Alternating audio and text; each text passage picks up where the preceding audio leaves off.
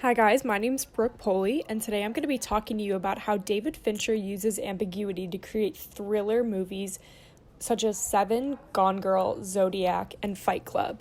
He's also known for directing The Curious Case of Benjamin Button, Alien 3, The Girl with the Dragon Tattoo, and The Social Network, but we're just going to focus on the few I mentioned.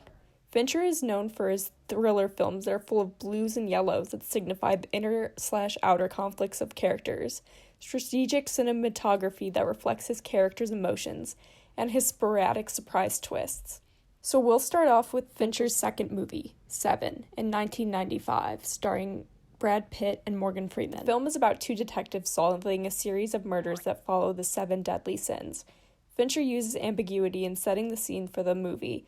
We never learn what city they're in, we just know that it's always raining. It rains the entire movie until the last scene where we find out who the serial killer is. Spoiler alert, it's Kevin Spacey. I'd like to speak to my lawyer, please. Spacey isn't even recognized on the movie poster. Fincher wanted the audience to never see the twist coming. Another way Fincher uses ambiguity in Seven is the lack of insight he gives viewers as to who the killer is. We never see the murders occur, so Fincher allows us to play detective along with Detective Mills and Detective Somerset. This only builds suspense throughout the movie. In the final scene of Seven, Brad Pitt's character is faced with a moral dilemma: become the completing factor in John Doe's murderscape, or rise above the fact that Doe killed his wife and put her head in a box. The scene builds and builds as Mills famously cries, What's in the box? What's in the fucking box? Fincher creates a climax of this movie around the moral ambiguity of Detective Mills. The fourth tool Fincher uses to create a sense of ambiguity is color. The overall uncertainty of who the Zodiac is reflected by the muted colors used in the film. At the beginning of Zodiac, everything is yellow, which represents confusion, intrigue, and ecstasy. No one on the news team nor the police force knows who the Zodiac killer is. Therefore, there is a general thrill in the air surrounding the topic. As time passes and the case grows cold, blues begin to replace the yellows. According to Plutchik's color wheel, the blues reflect the grief felt by the characters. As Robert Graysmith continues to search for the truth, he wears a blue jacket and a yellow shirt underneath. This represents the grief felt by his peers, but on the inside he still has a spark within him. Pops of yellow are shown when Graysmith talks to persons of interest about the case.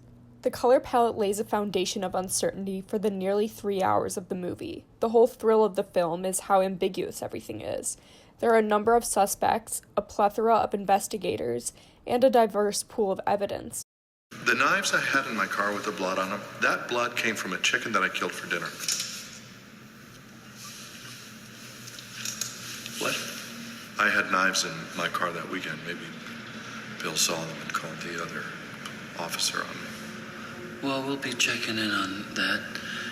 Fincher introduces a myriad of suspects that all seem like viable options, but it is ultimately up to the viewer to decide for themselves. The opening scene of Gone Girl shows Amy laying on her husband, Nick. Nick is stroking her hair and the background music is calming spa music. Ironically, he is stating that the only way to know what his wife is thinking is if he cracked open her skull and let the answers unspool from her brain. Fincher make characters morally ambiguous like he did in Seven, but he goes one step further in making viewers feel equivocal toward the characters. The seventh way Fincher uses ambiguity to create enthralling thrillers is his use of the ambiguous archetype.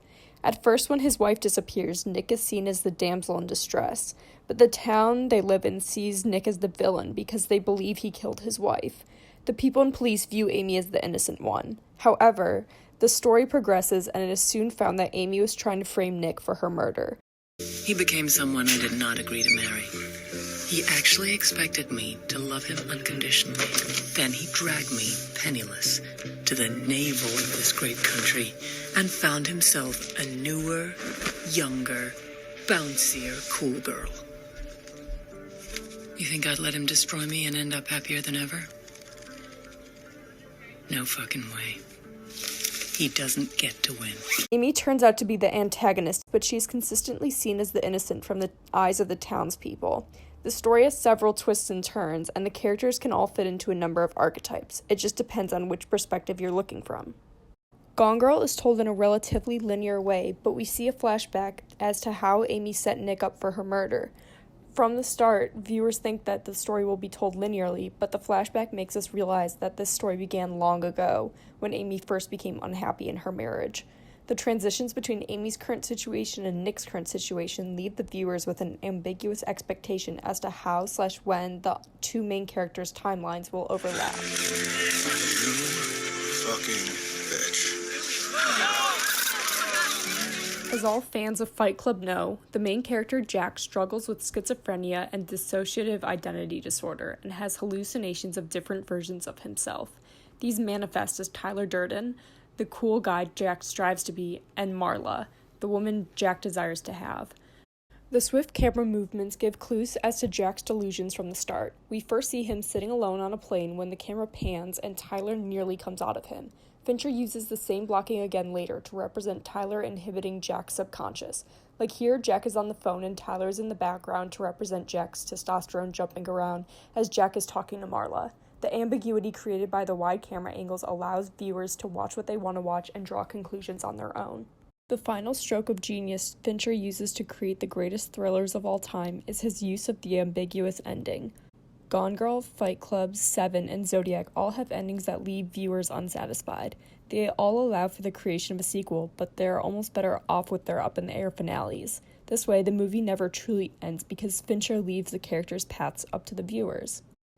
Overall, David Fincher uses a number of techniques such as camera angle, color palette, and archetype to create enough ambiguity to keep his viewers hooked and never bored. Whether it ends with the characters having a child born from scandal, a killer on the loose, or the end of the world, Fincher's next film will for sure be a classic.